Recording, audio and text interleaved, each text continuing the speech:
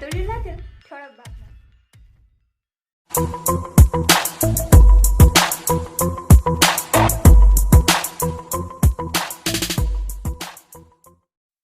देवणी ग्रामपंचायतीचे घंटागाडी चालक सुनील सूर्यवंशी यांची अखेर उपोषण सुरू।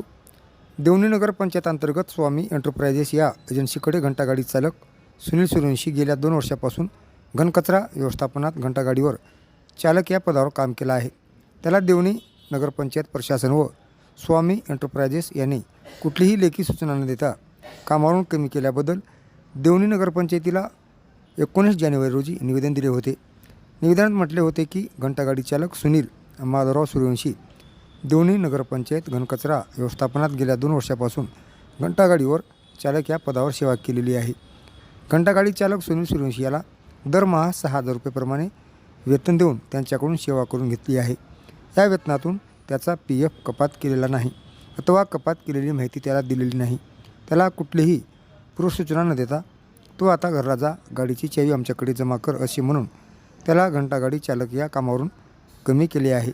त्यामुळे घंटागाडी चालक सुनील सूर्यवंशी यांच्यावर उपासमारीची वेळ आली आहे।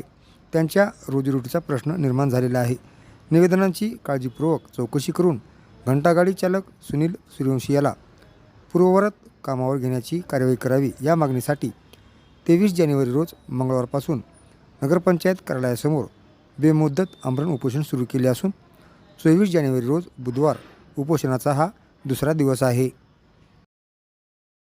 देवणी तालुक्यासह लातूर जिल्ह्यातील चालू घडामोडीच्या बातम्या पाहण्यासाठी वास्तव लाईव्ह चॅनल सबस्क्राईब करा आणि दररोज पहा वास्तव लाईव्ह चॅनलवरील बातम्या।